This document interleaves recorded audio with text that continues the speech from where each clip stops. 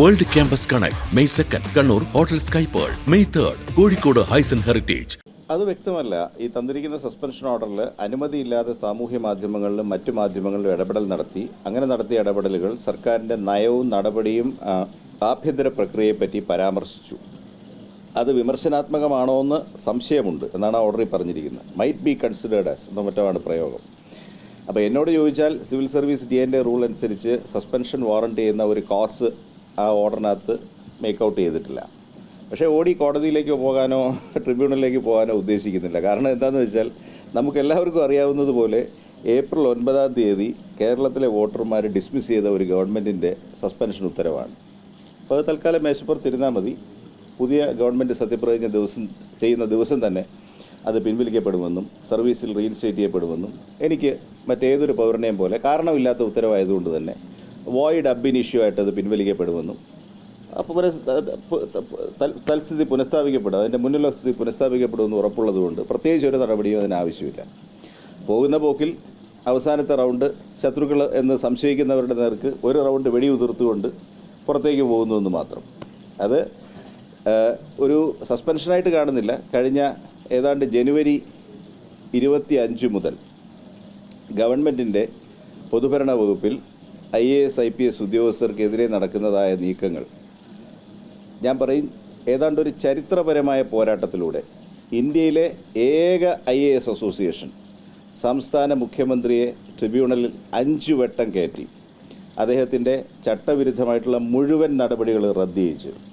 Original പെറ്റീഷനിലൂടെ അഖിലേന്ത്യാ civil service ചട്ടം, president of India notify ചെയ്ത ചട്ടം അനുസരിച്ച് മാത്രമേ കേരളത്തിൽ IAS കേഡർ നടത്തിക്കൊണ്ടു പോകാൻ പറ്റുകയുള്ളൂ എന്ന് ഞങ്ങളുടെ OP 367 അന്തിമ ഉത്തരവ് വാങ്ങി നൽകുകയുണ്ടായി. വലിയ വൈക്ലഭ്യവും മനക്ലേശവും അത് ഗവൺമെൻറ്റിന് ഉണ്ടാക്കിയിട്ടുണ്ട്.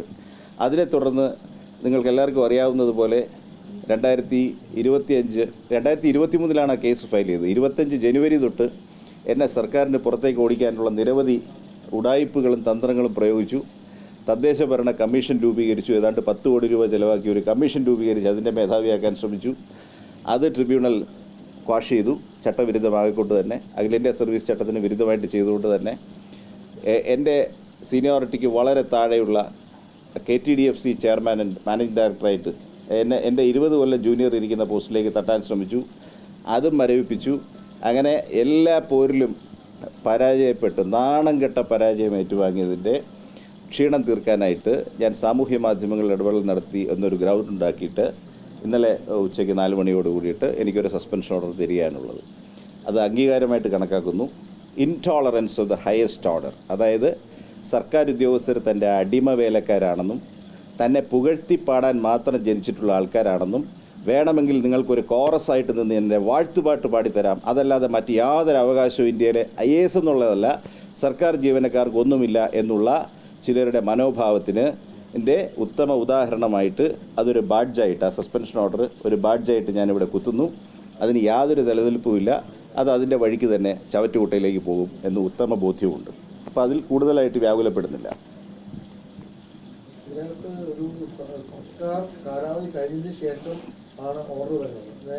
അല്ല, ഈ ഞാൻ ഈ സാമൂഹ്യ മാധ്യമത്തിലും മറ്റു മാധ്യമങ്ങളിൽ നടത്തിയ പ്രസിദ്ധീകരണത്തിൻ്റെ കട്ടിങ് എടുത്തുകൊണ്ട് ഒരു സ്വകാര്യ പരാതി ഇലക്ഷൻ കമ്മീഷനിൽ കൊണ്ടുപോയി മാർച്ച് മാസത്തിൽ അത് മോഡൽ കോഡ് ഓഫ് കണ്ടക്റ്റിനെതിരാണെന്ന് വരുത്തി തീർക്കാൻ ഒരു ശ്രമം നടത്തിയിരുന്നു. ഇലക്ഷൻ കമ്മീഷൻ അത് അവരുടെ ലീഗൽ അഡ്വൈസ് എടുത്ത ശേഷം ഇത് ഇലക്ഷൻ പെരുമാറ്റച്ചട്ടമായിട്ട് ഒരു ബന്ധവുമില്ലെന്നും ഇതൊരു താത്വികമായ ലേഖനമാണെന്നുള്ളതും എന്നാൽ ഇതിൻ്റെ അച്ചടക്ക വശം സർക്കാരിന് പരിശോധിക്കുക, അതിലേക്ക് ഞങ്ങൾ കടക്കുന്നില്ല എന്ന് പറഞ്ഞിട്ട് അവർ റിപ്പോർട്ട് ചെയ്യുകയും എനിക്കതിൻ്റെ കോപ്പി തരികയും ചെയ്തിരുന്നു. ആ ഫയൽ പ്രൊസീഡ് ചെയ്താണ് ഇന്നലെ ഇവർ സസ്പെൻഷനിൽ എത്തിച്ചിരിക്കുന്നത്. അത് സസ്പെൻഷൻ ഓർഡറിലില്ലല്ലോ. മാധ്യമങ്ങളിൽ നടത്തിയ ഇടപെടൽ സർക്കാരിൻ്റെ താല്പര്യത്തിനെതിരാണ് എന്ന മട്ടിലാണ് പറഞ്ഞിരിക്കുന്നത്. അതേതാണ് പരാമർശം എന്ന് പറയുന്ന മുറയ്ക്ക് എനിക്ക് റിപ്ലൈ ചെയ്യാൻ പറ്റുള്ളൂ. മുഖ്യമന്ത്രിയിൽ താഴെയുള്ള ഒരാളിന് പ്രിൻസിപ്പൽ സെക്രട്ടറി റാങ്കിലുള്ള ഒരു ഉദ്യോഗസ്ഥനെതിരെ ഒരു നടപടിയും സ്വീകരിക്കാൻ സാധിക്കില്ലല്ലോ. മുഖ്യമന്ത്രിയുടെ അംഗീകാരം ഇല്ലാതെ സ്വീകരിക്കാൻ സാധിക്കില്ല. ഇപ്പോൾ തുടക്കം തൊട്ടേ ഞാൻ പറയുന്നത് ഇപ്പോഴല്ല, 23 ഞങ്ങൾ ഫയൽ ചെയ്ത ഒറിജിനൽ പെറ്റീഷൻ തൊട്ട് തന്നെ മുഖ്യമന്ത്രി ബഹുമാനപ്പെട്ട ശ്രീ പിണറായി വിജയനെതിരെയാണ് ഞങ്ങൾ കേസ് നടത്തുന്നത്. അദ്ദേഹം ഡെസിഗ്നേറ്റ് ചെയ്ത അഡ്വക്കേറ്റ് ജനറൽ തന്നെയാണ് കേസ് വാദിച്ചിട്ടുള്ളത്. എനിക്ക് അഭിമാനപൂർവ്വം പറയാൻ പറ്റും, സ്റ്റേറ്റിൻ്റെ അഡ്വക്കേറ്റ് ജനറൽ അപ്പിയർ ചെയ്ത 5 മാറ്റേഴ്സിലും കേരള IAS അസോസിയേഷനാണ് ജയിച്ചത്, ഞാനാണ് പെറ്റീഷണർ. സ്വാഭാവികമായിട്ടും എന്നോട് നീരസം ഉണ്ടാവും. അപ്പോൾ അതുകൊണ്ട് അങ്ങോട്ടേറ്റ ഡാമേജുമായിട്ട് നോക്കുമ്പോൾ ഈ സസ്പെൻഷൻ ഓർഡർ തീരെ നിസ്സാരമാണ്, അത് എന്നെ തള്ളിക്കളയുന്നു, അത്രയേ ഉള്ളൂ. ഉത്തമ ഉദാഹരണമല്ലേ ഞാൻ പറഞ്ഞത്. തുടർ ഭരണത്തിലേക്ക് കടന്നാൽ, തുടർ ഭരണത്തിൽ എത്തിയില്ല, അതിന് കാലാവധി തീരുന്നതിന് 4 ദിവസം മുമ്പ് തന്നെ ഇവിടെ ആരും മിണ്ടാൻ പാടില്ല എന്ന് പറഞ്ഞിട്ട് ഓർഡേഴ്സ് പുറപ്പെടുവിച്ചിരിക്കുകയല്ലേ. നിങ്ങളൊരു കാര്യം ശ്രദ്ധിച്ചാൽ മതി. ഞാൻ അതിൻ്റെ ഒരു പശ്ചാത്തലം പറഞ്ഞുതരാം. 1ാം പിണറായി സർക്കാരിൽ സാമാന്യം നല്ല നിലയിലുള്ള ടീം വർക്ക് അഖിലേന്ത്യാ സർവീസും സീനിയർ ഉദ്യോഗസ്ഥരുമായിട്ട് ഗവൺമെൻറ് ഉണ്ടായിരുന്നു. പ്രത്യേകിച്ച് പ്രളയത്തിൻ്റെ സമയത്ത്, കോവിഡിൻ്റെ സമയത്ത് അക്ഷീണം എത്തിച്ച ഒരു സിവിൽ സർവീസ് ലീഡർഷിപ്പിനെയാണ് നമ്മൾ കണ്ടത്. അത് നമ്മുടെ ആ സമയത്തെ ഗവൺമെൻറ്റിൻ്റെ വിജയത്തിൻ്റെയും തുടർ ഭരണത്തിൻ്റെയും ഒരു വലിയ ഘടകമായിരുന്നു. ഒറ്റ കോംപ്ലിമെൻ്റായിട്ട് പല മിനിസ്റ്റേഴ്സും, സീനിയർ മിനിസ്റ്റേഴ്സ് എല്ലാം തന്നെ സിവിൽ സർവീസിനെ വിശ്വാസത്തിലെടുത്തുകൊണ്ട് അങ്ങേയറ്റം സത്യസന്ധമായിട്ട് അവരൊരു ടീം വർക്കോട് കൂടിയിട്ട് പ്രവർത്തിക്കുന്ന സമീപനമാണ് കണ്ടിട്ടുള്ളത്. പക്ഷേ 2ാം സർക്കാരിൽ I am sorry to say ഏതാണ്ട് 22-23 ആയപ്പോഴേക്കും ഈ താളം തെറ്റാൻ തുടങ്ങി. അതിൻ്റെ പ്രധാനപ്പെട്ട പ്രശ്നം 2ാം സർക്കാരിൽ ഞങ്ങൾ കണ്ട വ്യത്യാസം എന്ന് പറയുന്നത് ഏകദേശം, എനിക്ക് കൃത്യം നമ്പർ അറിയില്ല, 10-12 ലോങ് റിട്ടയർഡ് ഓഫീസേഴ്സ് പല രീതിയിലും ഗവൺമെൻറ്റിലെ കോർ പൊസിഷൻസിൽ പ്രവർത്തിക്കാൻ ആരംഭിച്ചു. അതിൽ പ്രത്യേകിച്ച് മുഖ്യമന്ത്രിയുടെ പ്രിൻസിപ്പൽ സെക്രട്ടറി ആയിട്ട് എപ്പോഴും ഒരു സർവിങ് IAS ഓഫീസർ ഉണ്ടാവുന്നതാണ്. ഇത് വളരെ ക്രൂഷ്യൽ പോസ്റ്റാണ്. കാരണം ആ പ്രിൻസിപ്പൽ സെക്രട്ടറിയാണ് ചീഫ് സെക്രട്ടറിയോടൊപ്പം മറ്റെല്ലാ വകുപ്പുകളെയും മുഖ്യമന്ത്രിയുടെ ഓഫീസുമായിട്ട് ഏകോപിപ്പിക്കുന്നത്. 1ാം സർക്കാരിൽ ശ്രീ M. ശിവശങ്കർ ഉണ്ടായിരുന്നു. ശിവശങ്കർ ചില സാഹചര്യങ്ങളിൽ സസ്പെൻഷനിലായെന്നൊക്കെ ഉള്ളത് സത്യമാണ്, അദ്ദേഹത്തിനെതിരെ ആരോപണങ്ങളുണ്ടെന്നുള്ളത് സത്യമാണ്. പക്ഷേ ശിവശങ്കർ ഈ കോർഡിനേഷൻ്റെ കാര്യത്തിൽ എല്ലാവരുമായിട്ട് സഹകരിച്ചു പോകുന്ന ഒരു ഓഫീസറായിരുന്നു. അപ്പം നമുക്ക് വ്യക്തി താല്പര്യങ്ങൾ മാറ്റിവെച്ചുകൊണ്ട് ശിവശങ്കർ എല്ലാ വകുപ്പുകളെയും ഏകോപിപ്പിക്കാനായിട്ട് വലിപ്പച്ചെറുപ്പമോ സീനിയോറിറ്റിയോ ഇല്ലാതെ എല്ലാവരെയും കമ്മ്യൂണിക്കേറ്റ് ചെയ്ത് പോകുന്ന രീതിയിലായിരുന്നു. ആ സ്ഥാനം ഒഴിച്ചിട്ട ശേഷം 10 വർഷത്തിന് മുമ്പ് 2018 റിട്ടയർ ചെയ്ത ശ്രീ KM എബ്രഹാമിനെ ഇല്ലാത്ത ഒരു പൊസിഷൻ സൃഷ്ടിച്ച് അങ്ങനെ ചീഫ് പ്രിൻസിപ്പൽ സെക്രട്ടറി എന്നൊരു പൊസിഷൻ IAS കേഡറിലില്ല, സംസ്ഥാന സർവീസിലുമില്ല. അവിടെ കൊണ്ടുവന്ന് അധിക ചുമതലയിൽ അപ്പോയിൻറ്റ് ചെയ്തു. അദ്ദേഹത്തിൻ്റെ കിഫ്ബിയിലെ ചുമതലയും അവിടെ ഒരു കോക്കസ് ഫോം ചെയ്ത് കഴിഞ്ഞപ്പോൾ സിവിൽ സർവീസുമായിട്ട് ടോട്ടലി ഔട്ട് ഓഫ് സിങ്ക് ആയിട്ട് മാറി. അപ്പോൾ ആ നിയമനങ്ങളിലും മറ്റും അതുമാത്രമല്ല, ചീഫ് സെക്രട്ടറിയേക്കാൾ വളരെ സീനിയോറിറ്റി കൂടിയ ഒരു ഉദ്യോഗസ്ഥൻ അദ്ദേഹത്തിന് എനിക്ക് തോന്നുന്നു 3 ആയപ്പോൾ മന്ത്രി പദവിയും കൊടുത്തു. അപ്പോൾ ഒരു അഡീഷണൽ ലെയർ ബ്യൂറോക്രസിയിൽ വന്നു. അദ്ദേഹം ചീഫ് സെക്രട്ടറിയെ തന്നെ തൻ്റെ സബോർഡിനേറ്റായിട്ട് കണ്ടുകൊണ്ട് ഇൻസ്ട്രക്ഷൻസ് കൊടുക്കുകയും ചീഫ് സെക്രട്ടറിയുടെ സ്ഥാനത്ത് പ്രവർത്തിക്കുകയും ചെയ്തപ്പോഴേക്കും ഡ്യുവാലിറ്റി ഓഫ് കൺട്രോൾ വന്നു. അതുമാത്രമല്ല, വളരെ മുമ്പ് ഗവൺമെൻറ്റിൽ നിന്ന് പുറത്തു പോയതുകൊണ്ട് തന്നെ കട്ടിംഗ് എഡ്ജ് ലെവലിലുള്ള ഉദ്യോഗസ്ഥരുമായിട്ട് അദ്ദേഹത്തിൻ്റെ സമ്പർക്കം തീരെ കുറവാണ്. അപ്പോൾ ഇതിൽ നിന്നാണ് ഈ 23 കേസുകളും, ഈ കേസുകളെല്ലാം വളരെ പേഴ്സണലായിട്ട് എടുത്തുകൊണ്ട്, അപ്പോൾ ഞങ്ങൾ ഈ കേഡർ തസ്തികകൾ പുനർനാമകരണം ചെയ്ത് നിയമിക്കരുത് എന്ന് പറഞ്ഞിപ്പോൾ IMGയിൽ ഒരു കേസ് കൊടുക്കുമ്പോൾ ഉടൻ തന്നെ സർവീസിൽ ഒന്നിച്ച് പ്രവർത്തിച്ച K. ജയകുമാറും KM എബ്രഹാമും അത് വ്യക്തിപരമായിട്ട് എടുക്കുകയാണ്. കാരണം അത് രണ്ടുപേരെയും ബാധിക്കുന്നൊരു വിഷയമാണല്ലോ. അവരുടെ നിയമനത്തിൽ, അവരുടെ വേതനത്തിൽ, അവരുടെ എംപ്ലോയ്മെൻറ്റിൽ, അവരുടെ കോണ്ടാക്റ്റിൽ അവർ ചെയ്തിരിക്കുന്ന കാര്യങ്ങളെല്ലാം 100 പ്രശ്നങ്ങളുണ്ട്. നമ്മൾ അതിലോട്ടൊന്നും കിടക്കുന്നില്ല. നമ്മളാകെ പറയുന്നത് സിവിൽ സർവീസുമായിട്ടുള്ള ഏകോപനം അവിടെ വെച്ച് കാര്യമായി താളം തെറ്റി. ആ താളം തെറ്റിയതിൻ്റെ അടിസ്ഥാനത്തിലാണ് ഈ ലിറ്റിഗേഷൻസ് ആരംഭിക്കുന്നത്.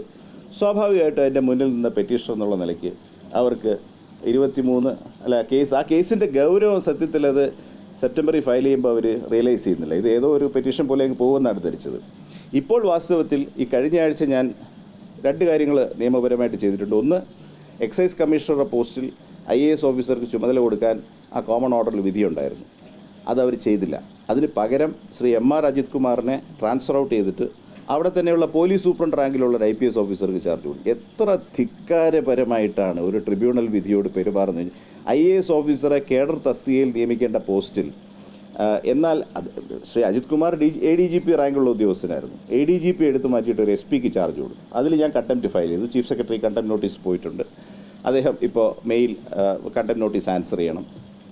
അതിനുശേഷം ഞങ്ങൾ പരാതി കൊടുത്തു. അതായത് secretary to governor cadre തസ്തികയാണ്, IAS officer വഹിക്കേണ്ട പോസ്റ്റാണ്. ഇപ്പോൾ വഹിച്ചുകൊണ്ടിരിക്കുന്ന ഒരു ഡെപ്യൂട്ടി സെക്രട്ടറിയാണ് രാജ്ഭവൻ സർവീസിലെ ഡെപ്യൂട്ടി സെക്രട്ടറിക്ക് IAS ഓഫീസറുടെ ചാർജ് കൊടുത്തിരിക്കുകയാണ്. ചട്ടവിരുദ്ധമാണ്. അതും സെക്രട്ടറി ടു ചീഫ് മിനിസ്റ്റർ, ഈ 2 പദവി. അത് മാത്രമല്ല, നമുക്കെല്ലാം അറിയാം, മന്ത്രിസഭ കാലാവധി പൂർത്തിയാക്കിയാൽ ഉടനടി പുതിയ മന്ത്രിസഭയെ സത്യപ്രതിജ്ഞ ചെയ്യിക്കേണ്ട സ്റ്റെപ്സിലേക്ക് കടക്കണം. അതിൻ്റെ സ്റ്റെപ്പുകൾ എടുക്കേണ്ടത് ഗവർണറുടെ സെക്രട്ടേറിയറ്റാണ്. അവിടെ ചട്ടപ്രകാരമുള്ള ഉദ്യോഗസ്ഥനില്ല. മുഖ്യമന്ത്രിയുടെ ഓഫീസിൽ കാര്യങ്ങൾ നിയന്ത്രിക്കാനും വകുപ്പുകളുമായിട്ട് ഏകോപിപ്പിക്കാനുള്ള ഉദ്യോഗസ്ഥനുമില്ല. രണ്ടും അനർഹരായിട്ടുള്ള ആളുകൾ. ഒന്ന് റിട്ടയർ ചെയ്ത ഒരു IAS ഉദ്യോഗസ്ഥനും മറ്റൊരു ഡെപ്യൂട്ടി സെക്രട്ടറി പദവി വഹിക്കുക.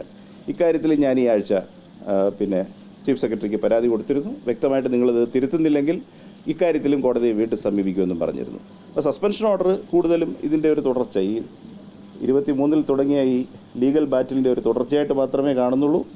അത് കാണിച്ച് ഭീഷണിപ്പെടുത്താനായിട്ട് പരിശ്രമിക്കേണ്ടതില്ല. അതൊക്കെ കാലാന്തരത്തിൽ മാഞ്ഞു പോകുന്ന കാര്യങ്ങളാണ്. പോരാടി വന്ന കാര്യങ്ങൾക്ക് വേണ്ടി വീണ്ടും ഞങ്ങളാലാവും വിധം ശക്തമായി ഒരുമയോടുകൂടി മുന്നോട്ട് തന്നെ പോകും.